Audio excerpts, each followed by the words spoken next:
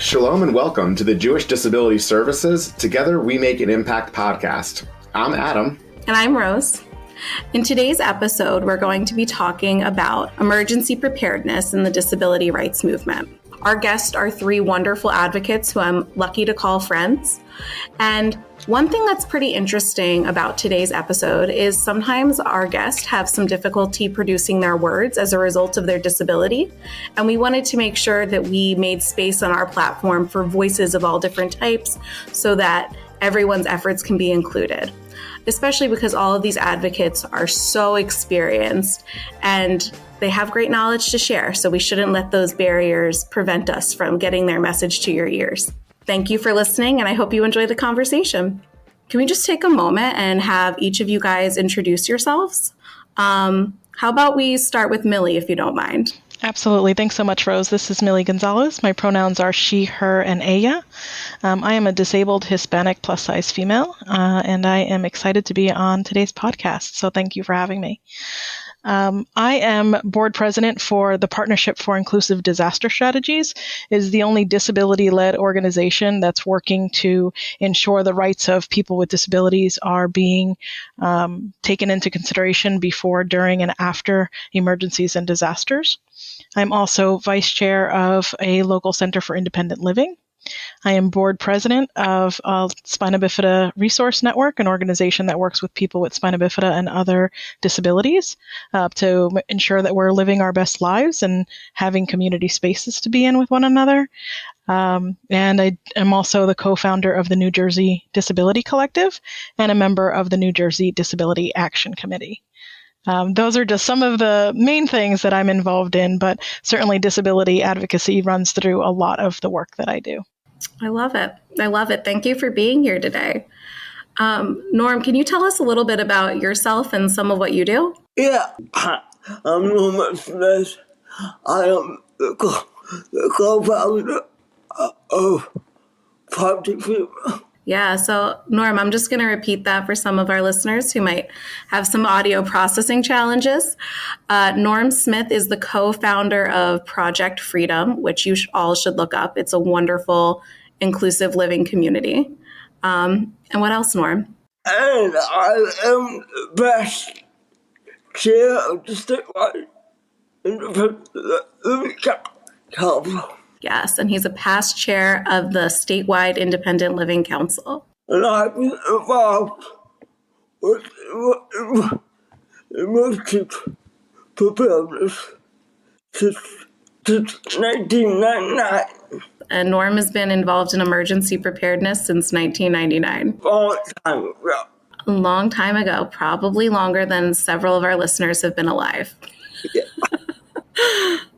Anything else, Norm, or you feel good with that? I'm okay. Yeah. All right. Thank you, Rose. You're welcome. Thanks for coming, Norm. Yeah. Norm is a superstar. I'm very grateful to work with him. I'm grateful for all of you. Colleen, could you introduce yourself to our listeners and tell them a little bit about what you do? Yeah, sure. Thanks, Rose. Good evening, everyone. I'm so happy to be on the podcast. I must admit, this is my first ever podcast, so if you will all bear with me, I'm really looking forward to it. My name is Colleen Roche. My pronouns are she, her. I'm a white power chair using a disabled female. I'm currently the board chair for a local center for independent living. I am a member of the New Jersey Statewide Independent Living Council. I'm currently a fellow for NJ Legislature at the Bog Center, which is a developmental disability fellowship that runs annually. This is their 7th cohort, I believe, and we will be having a culminating project in May.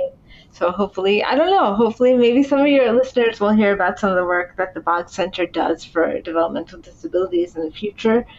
With regard to emergency preparedness in particular, I have spent not quite as long as Norm on this, but I have spent quite a bit of time creating and developing and delivering emergency preparedness trainings for folks with disabilities and their families, and also allied health professionals. I am also co-founder with Millie of the New Jersey Disability Collective and a member of New Jersey Disability Action Committee. So I really am happy to be here, and I look forward to tonight's conversation. Thanks, Rose. Yeah. Thank you so much. Wonderful. So, one thing that we want to touch base on is that for many of our listeners, when they think of emergency preparedness, they might not think of it as a disability rights issue, and vice versa. When they think disability, they might not think of disaster preparedness. Could you guys shed some light as to why this is a major disability rights issue? Because we got first in any disaster. We got first to die. If we're not ready for it, we will die. That's a great and sobering point, Norm. And for those of you who didn't quite catch that, it's that, Norm says that we die first, and that if we're not prepared, people with disabilities tend to be the first to go. And that's a really dark reality, but it's something that we need to discuss so that hopefully we can address it before devastation sets in. Millie and Colleen, do you have anything to add? This is Millie. Norm's right. I mean, disasters, public health emergencies, extreme weather events, they just magnify existing inequities that people with disabilities are facing. Disabled people, particularly those living in disaster vulnerable areas, low income communities, we quite often, almost always, if not always, endure disproportionate harm in these kinds of situations. It's estimated that people with disabilities are actually 2 to 4 times more likely to die or be injured in a disaster than non-disabled people. So 2 to 4 times more likely.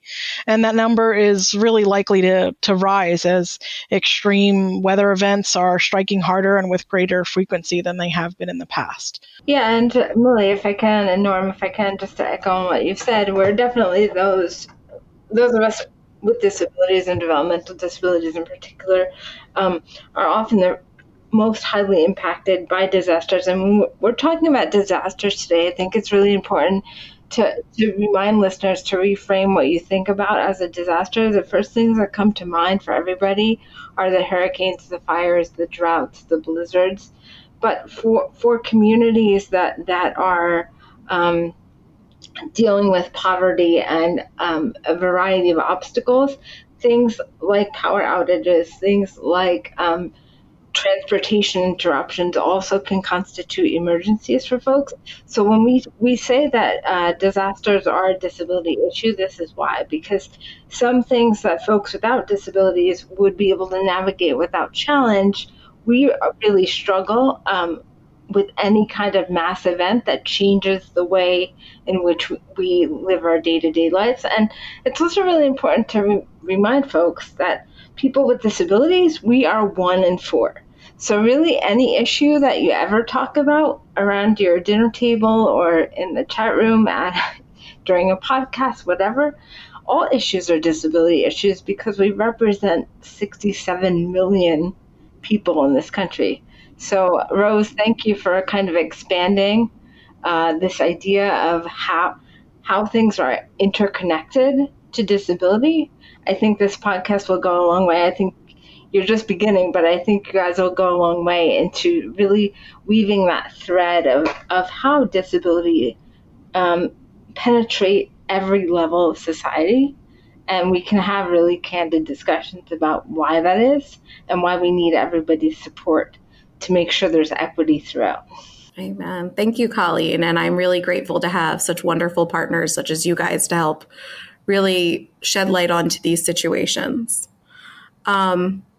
Just a quick sidebar before I pass it off to Adam for our next question is I was brought back to a conversation you and I had, Colleen, where it was just snowing a little bit outside.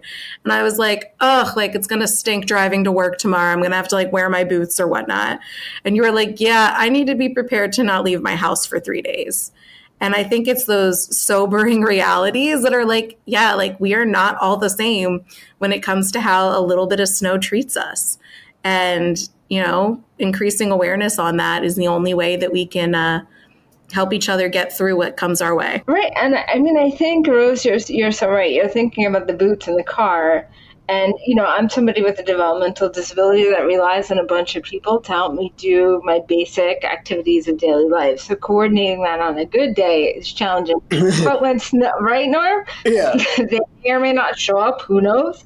But when the snow comes, 2 inches and I'm really in my house. So if you're thinking about snow, which typically doesn't constitute a disaster even for us, that has major impact on how we live as folks with developmental disabilities.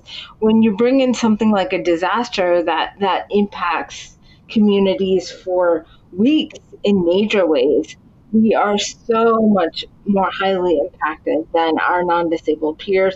And I really also want to point out that we're living in congregate settings, places where there are a lot of people, and disasters in those settings are much more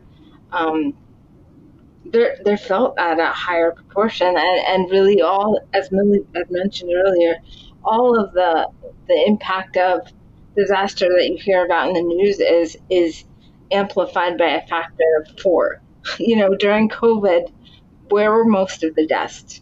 During Sandy, during Katrina, where did you see most of the significant impact? It was among people that are disabled. And I think we need to keep that in the back of our minds, Absolutely. Thank you, Colleen. Yeah, I must say that you each shared such amazing viewpoints, and I think really are allowing our listeners, whether they're disabled or not, to have a better understanding of what life is truly like for somebody when disaster does strike. As you know, many of our listeners are here in New Jersey, and there are some systems in place where people can go and what they can find out about information. Do you have any suggestions on other spaces where we can recommend for our listeners to find out more information about emergency preparedness? This is Colleen. I think I would suggest everybody, regardless of what state you're in, but in New Jersey, going to ready.gov. I know this sounds like a very simple kind of formula for getting ready for a disaster, but everybody needs to make a plan. What is your plan should a disaster happen? How are you going to deal with it? You need to build a kit for yourself and your family members and also your pets. You need to make sure you've got 3 days of all of the food, water, any of the medical supplies, pet food, anything like that. Build that kit and then practice your plan. And ready.gov gives you a really easy step-by-step way to go about doing that. And I always, when I'm talking to people and they're like, oh yeah, I haven't done this yet and I don't have this. Making this plan when you're feeling great and when everything's going well is the time to do it. Yes. I don't know about you, but when something goes out of the ordinary, even if it's not catastrophic, I lose my mind. So making sure that you have that plan in place, you know where your kit is, you know where your food and your water is, and making sure that you know who your support system is way before any kind of emergencies happen is so vitally important. We also in the state of New Jersey have Register Ready. It's a way in which people with any kind of access and functional needs, and we'll talk about that. Basically, anybody who needs any kind of help and support from other people can register so that your local municipality will be aware that you have a need and that you require assistance during a disaster. I share this information and it'll be shared in the podcast notes, I think, with an asterisk, right, that says, just because you register for Register Ready, none of us can expect that there's going to be a knight in shining armor coming to help us the minute disaster ensues. Exactly. It's not. It does not guarantee anybody will come and rescue you. It's up to the individual to be ready for anything. And so Norm said it's up to the individual to be ready for anything, and it's not a guarantee. None of these systems are a guarantee that folks will immediately come to the rescue. primarily because think about it. We live in a state with, what is it, Rose, 9 million people? Oh gosh, yeah. I'll fact check that. I think it's 9 million. And I think, even taking disability out of the equation, there's only so many responders. So none of us as New Jerseyans can really expect that somebody's going to be there. So it's super important that we're preparing ahead of time. And I go really old school. I am somebody that lives in a suburban urban place.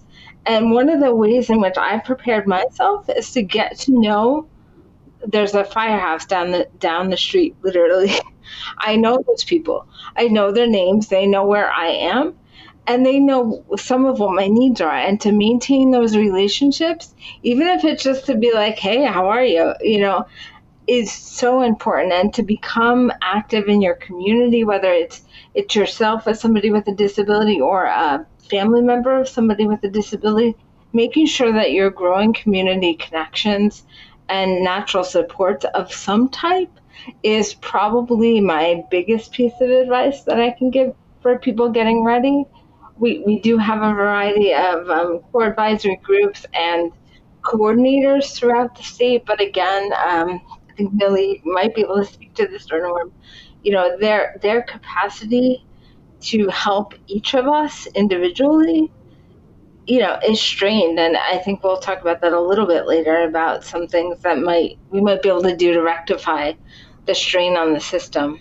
Colleen, I have to say, you crushed that answer. Millie, do you have anything to add to that? Thank you, Rose. Thanks, Colleen and Norm. They both kind of crushed this. I'm just going to reiterate one thing and make a plug for something else. So certainly our Centers for Independent Living, the New Jersey Office of Emergency Management, as Colleen said, local emergency personnel is so important. I am somebody who lost my home in Hurricane Sandy, and now my house is elevated 8 feet off the ground. So I have a residential lift to get into my house. And without local emergency personnel knowing how to get me in and out of that, I would literally be stuck in or out of my home, depending on the situation. So I think that's a really critical piece right there. And then I would add one more thing. There's one place that disabled folks in New Jersey and across the country can go for help. And I know this because it's one of the organizations that I am serving on the board for. Again, the Partnership for Inclusive Disaster Strategies. They have a disability and disaster hotline that essentially works to connect disabled disaster survivors and like their family, their loved ones with different types of information, resources, assistance throughout the kind of, again, that before, during, and after disasters. So again, we'll provide that information in the podcast notes, but, just 1-800-626-4959 and hotline at disasterstrategies.org. So, there's just other opportunities with the Partnership for Inclusive Disaster Strategies for like community engagement and building community resilience, support, etc. So just one resources that people here and outside of here can reach out to as well. Our listeners are so lucky to have you. So thank you so much. So we just talked about like all of these resources. I'm hoping that you guys can shed some light in two different directions. One, shining some light on what these systems do well. And perhaps more importantly, where do these systems fall short? Like, what are the limitations? Does anyone want to take the lead on that question? I think, I come from 1999. Mm-hmm. Well, they didn't know we were out there. Mm-hmm. So Norm said, do you mind if I speak for you a little bit, Norm? Go ahead, please do. Cool, thank you. Norm said he comes from 1999 when they didn't even know that people with disabilities were out there. Well, today they know we're there. And I think they try to plan for us. It's not in depth. So in some counties. So Norm was mentioning that, people now know, and OEM now knows that we exist. And in 99, when we were planning for H1N1, they weren't even sure where to find us and how to help us. But the way that planning occurs, it's not in depth, and each county is doing a little bit different. Yeah. So I think, just building on what Norm said, I think one of the things that New Jersey is doing really well is identifying the fact that people with developmental disabilities and access and functional needs are a population that requires much more visibility and planning for. I think for me, and again, I'm keeping this answer shorter than the last one, I apologize. Don't be sorry. Is that, the state of New Jersey and disability, the state of disability in New Jersey is, in my experience anyway, so much focused on the planning and identification of disability and our needs and our support needs.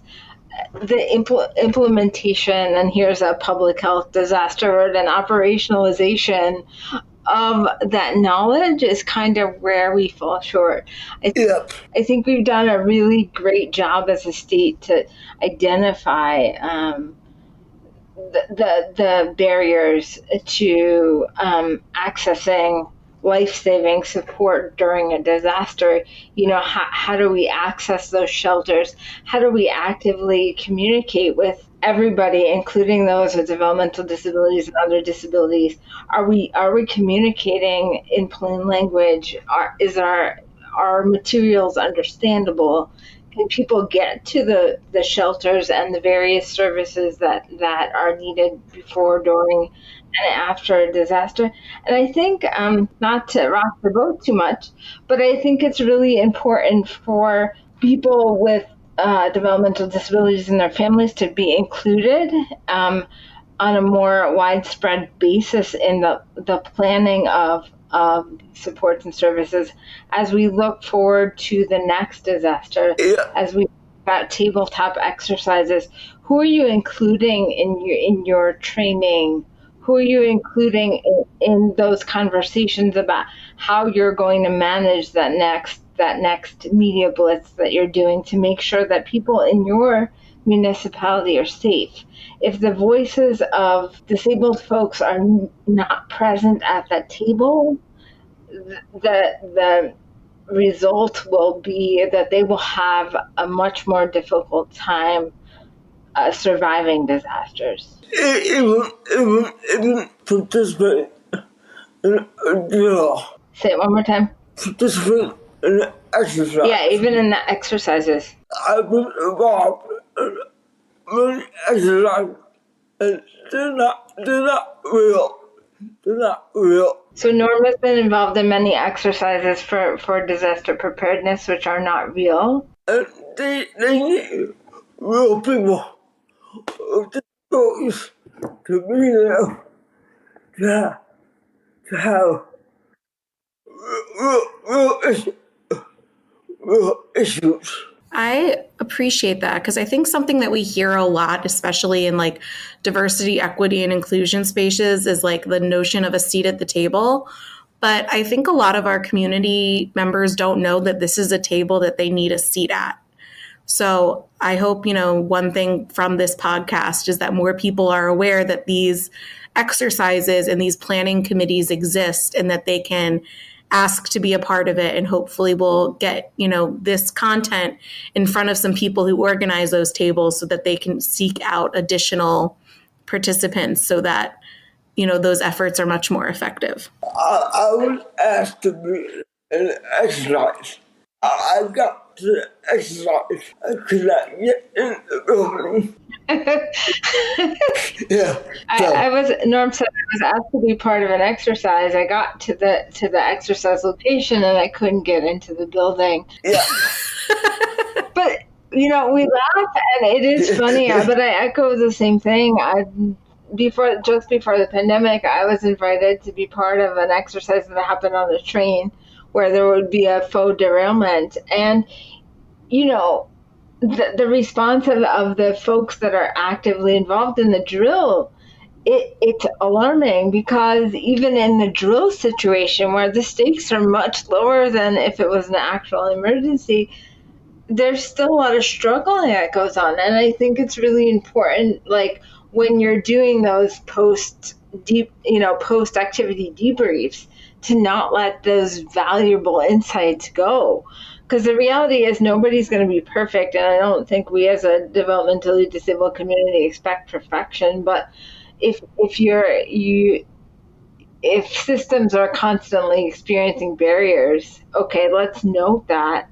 And how do we move on from that? How do we make incremental improvements? And I think, so back to your question, like, I just think that we're really good at identifying the problems. And I think one of the places where we're still struggling as a state is how to then move forward in ways that make sense and really keep our community alive. Thank you. Thank you, Colleen. I really, really value your perspective. Millie, is there anything that you want to add to this topic? Yes, thank you. This is Millie. Just briefly, I mean, I certainly agree with both Norm and Colleen, and have had similar experiences to them in terms of emergency, management or emergency preparedness sort of activities. And I think the point here that I want to make is that, like, we as a disabled community are, like, needlessly put in harm's way because of lack of proper planning, lack of qualified personnel on the ground that are really equipped and skilled at knowing how to help individuals with disabilities, access necessary services and supports. And the bottom line is that what results are violations of our civil rights by federal, state, and local agencies that are obligated to protect our rights and ensure that we do have the equal access to assistance, at all stages of a disaster. It is literally a violation of our civil and human rights. And that is something that we're not talking about enough. The fact that it is legal, literally illegal for us to be forgotten. And the other thing I want to mention is that, we talk a lot about, or we are considered a vulnerable population. People with disabilities are considered a vulnerable population. And the truth is we are not inherently vulnerable. We're assets to emergency management. We are often responders. We should be included as contributors to this emergency management, process. What's making us vulnerable and what makes us vulnerable is that we're being forgotten at every stage of this process, from the planning to the policies to the evacuation protocols to response efforts, and certainly if we survive at all in the recovery process. And you know what? I'm going to just quote, the mantra of the disability rights movement, nothing about us without us. It just means to include us. And that is everybody's responsibility to include us. That was beautifully said. Millie, you just bring up to me so strikingly too. And like on the positive spin of what you just said, like, people with disabilities and their families are freaking MacGyvers on a daily basis.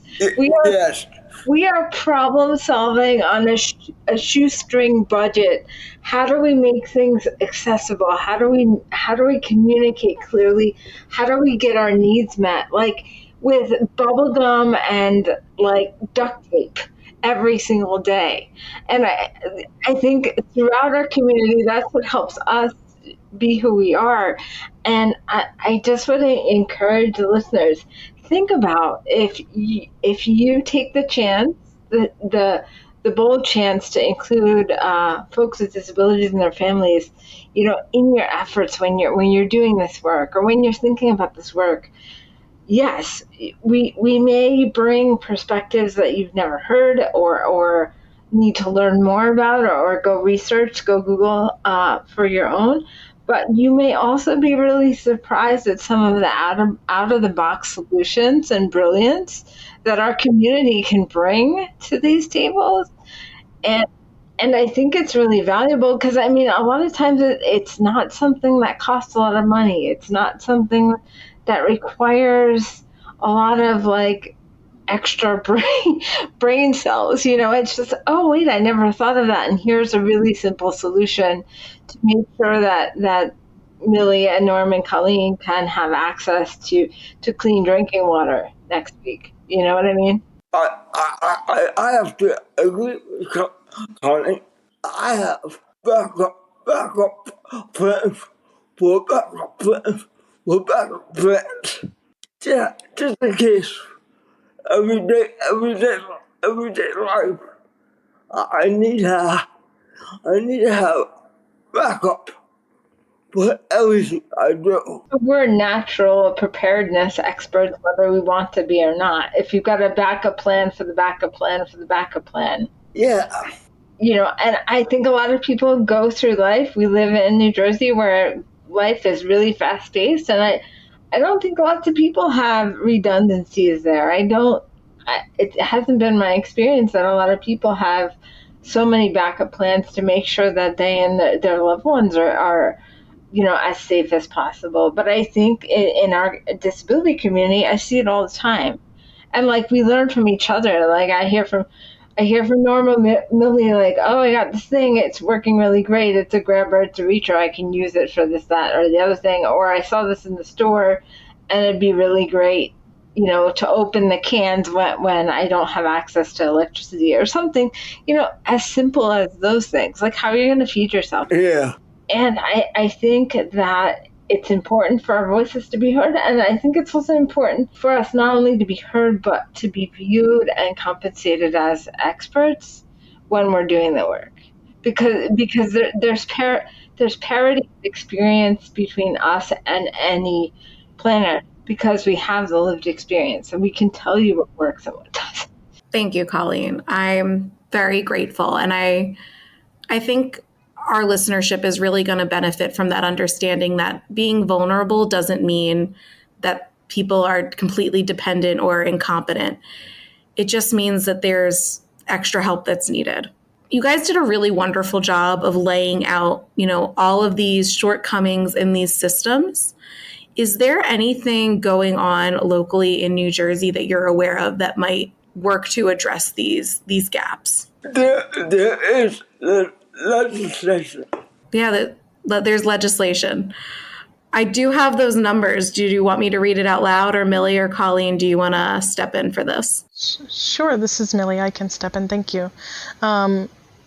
There's legislation that establishes a permanent unit in the Office of Emergency Management to address access and functional needs of residents related to disasters and emergencies. Those legislation numbers are A1701 and S285. And again, those will be included in the notes for today's podcast.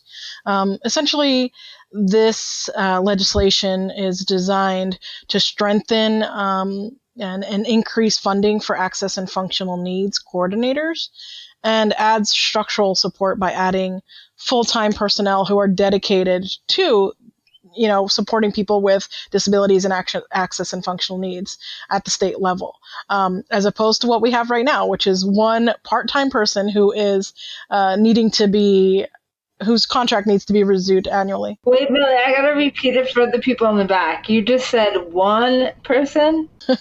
Yes, one person to deal with, how many, Colleen, did you say that we had in the state? Folks with disabilities? Well, we're 1 in 4, but remember, access and functional needs also includes the elderly and people who may not speak English as their first language. So as far as access and functional needs, that number increases from 25% to about 50% norm-ish of us. Can I add any disaster? People who can function every day they gain access to functional needs. So Norm said during a disaster, before a disaster, people who function, quote unquote, well, during a disaster, they gain those access and functional needs. They need those supports. So not only are we dealing with that 1 in 4, and again, I'm sorry to Millie to interject, but it's mind-blowing to me that we have one individual in the entire state that is dedicated to serving such a huge number of people. One part-time person. No, absolutely. This is Millie. Don't be worried about interrupting. I mean, I think that's a really good point. I think it's a statement that I make so often that I forget to emphasize, like, how absurd that reality is for those of us who are trying to survive all the things that happen in New Jersey. It's one part-time Yeah, so I'm just going to say that again. That's one part-time person for over 25% of the 9.2 million people living in New Jersey. To say that's grossly inadequate is an understatement. It's obscene. It's obscene. It is obscene. All right, Millie, do you have more that you want to add, or do you feel like that's been hit on appropriately? This is Millie. I mean, I think it's been hit on appropriately, but, I think something that Colleen alluded to before is really important to kind of re-mention, and that's it, that, we need people that aren't necessarily directly related to or affected by disability at the moment to also be part of trying to amplify these pieces of legislation and get them passed, because our voices aren't enough and our advocacy isn't enough. And so we need people to really support us in these efforts. And we need, allies to kind of be involved in these efforts, because without them, like we're not, we're going to continue to die and be harmed in ways that could be avoidable if we don't have other voices also speaking up for us. I appreciate that. And in our show notes, we're going to include where on the NJ Leg website people can find their representative. And from there, you'll be able to contact your representative and let them know that these bills are something that you're interested in seeing move forward. And Rose, I just want to encourage listeners who may not have contacted their legislators before or participated in quote unquote advocacy. We don't need perfection here at all. Just picking up the phone or opening that email and letting folks know, hey, this is really important to me. Here's why.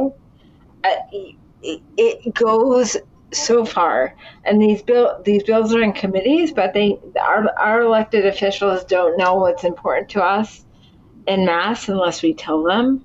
And I think that again, you don't need to be I'm not eloquent. You can hear me babbling here all the time, but you don't need to be eloquent. You just pick up the phone, shoot off an email, and that goes a long, long way to assist us to make sure that the entirety of New Jersey is safe. Because if we're making disaster response accessible to people with disabilities, we're increasing access to services to everybody. When you increase accessibility for us, you're increasing accessibility and ease of everything for everybody. Even if you don't identify or you don't experience disability, when things are more accessible for us, it becomes easier for you too.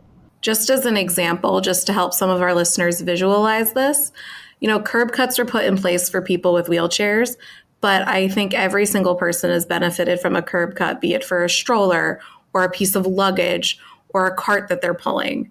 And I think what you're saying is that that same principle very much applies to disaster preparedness. I think I want to move this conversation forward a little bit, because I know that there are some federal efforts taking place that you guys are involved in, and I want to make sure that we leave some space for that conversation. Does anyone want to take the lead on that? This is Millie. I can. So, thank you for that question, Rose, because I really think that, in order to kind of restore and improve like the federal emergency infrastructure, for inclusive disaster preparedness, response, it's really a critical part of affecting change at the local level as well. Like it really does need to start from the top in some ways to be really effective. So there are two pieces of federal legislation that would make a tremendous impact in improving kind of the outcomes that we are having in the disability community. They are called READY and DARMA, and the Real Emergency Access for Aging and Disability Inclusion for Disasters Act, and that's REAADI. Again, this information will be in the notes. Essentially, READY would begin to address like the gaps that we're continuing to see in the disasters that we've been talking about tonight. It would ensure that people with disabilities are included, and would recreate training and technical assistance centers that would really be able to support organizations who are responding to disasters. That includes SILs, but that includes other existing emergency response personnel as well. And it would also create research centers so that we have more data and understanding of the inequities and disasters and emergencies that, again, most of us are very well aware of. And yet, we understand that we do need the data and the understanding for other people to do something about it. And then lastly, it would focus on monitoring and enforcement of our civil rights obligations through two offices, and that's the U.S. Government Accountability Office and the Department of Justice. So that's really kind of the catch-all that READY does. And then the other piece of the legislation is DARMA, the Disaster Relief Medicaid Act, essentially for allowing Medicaid to follow a person in the event of a federally declared disaster across state lines. So if something happens in New Jersey and I am a Medicaid recipient and I need to, go to Pennsylvania or I need to go to Florida, well, then my Medicaid is going to follow me. There would be a full 100% federal match for the hosting state so that the finance piece is not the thing that prevents it from happening. It also provides uninterrupted access to Medicaid services when the recipients must, evacuate across state lines, increases health maintenance, community living, and possibly most importantly, it prevents unnecessary institutionalization during disasters, because we see a lot of that when folks with disabilities need to evacuate. They're being put in hospitals or being put in congregate care facilities where they don't need to be. And then lastly, DARMA would also create a pilot program to help states to develop an emergency response corps to provide home and community-based services in disasters. Again, to just really be prepared for instances like this, so that we don't have to, years from now need these kinds of programs, because they'll already be in place. I so appreciate that. And I do want to just clarify for our listeners is that you're going to be reaching out to a different representative. You're going to be reaching out to your federal representative on these bills if that's something that you want to do. And in our show notes, we are including how you can find both your local New Jersey legislator and your federal legislator so that we can help make that process as easy as possible for you. We would like to get every congressman on this bill. You're saying you want to get every congressman on this bill? Was I right, Colleen? Yeah. So these two pieces, and Millie, thank you for the summary of both of those very important pieces of legislation. They have been being kicked around. They are bipartisan, nonpartisan, really, pieces of legislation that have been being kicked around for quite some time. They both have some support in both houses, but not enough to get them passed into law. And I think again, these two bills definitely go beyond and past any kind of political preferences and persuasions anybody has. Again, I'm just bringing it back to my own doorstep as somebody with a developmental disability. These two bills for all people with disabilities are really the things at a federal level which will allow the state of New Jersey to get the adequate support funding and structures to be able to make sure that we're surviving ever increasingly frequent disasters. And I think Again, I apologize for keep bringing it back to DD, but if we're talking about DD, everybody probably listening to this podcast knows about the importance of Medicaid and how this is how we access those budgets that so many people rely on to stay independent. And, postmortems for Katrina and Sandy indicate that two of the reasons why, actually one of the main reasons why people fail to evacuate fail to evacuate before a disaster when the warning is there, during a disaster and even after is because that Medicaid and the services that are attached to it and the life-saving supports that are attached to it, people know that if they leave state lines, they're not going to get it, so they stay. So, we have in current meteorological norm, I think you send anytime that something falls from the sky, you send a warning about it. We have the technology out there to be able to send out effective warnings for many disasters, not all, but many. And people just don't evacuate because they know that if they have to leave the state, they will be unable to survive. So thinking about how important these two bills are on a federal level for particularly people with developmental disabilities, most of whom are Medicaid recipients. I'm speaking specifically on Dharma right now. I can't think of a reason not to support a bill like that, because it will really allow us, if we need to leave the state for any reason during a disaster, to be able to do so and not be threatened with poorer conditions than we are leaving. So we would really encourage all of you to check out those notes and again, shoot off that email. I know people think, oh, it's just an email. What is it going to matter? But our elected officials count the number of responses they have in favor and opposed to certain bills. And if those numbers increase, it's going to get on their radar. And we're going to achieve, I believe, and I really have hope that, as Norm said, that we will get the support of the vast majority of our folks in Congress, because this isn't a partisan bill whatsoever. It's about allowing us to have the best outcomes before, during, and after disasters. I love it. And I think that point of the numbers matter, that even if it's not the most beautifully written email or the most eloquent phone call, it's recorded and it counts. I think before we wrap up, is there anything else that you guys have burning in your pockets that you want to let us know before we sign out? This is Millie. I just want to say one thing, and this is kind of how I end all sorts of conversations that I have around disability. So sorry for all those that have heard this before. Good. But exactly as Colleen laughs at me, the disability population is the only community with an open door policy. Amen. If you're lucky to live long enough, you're likely to join us.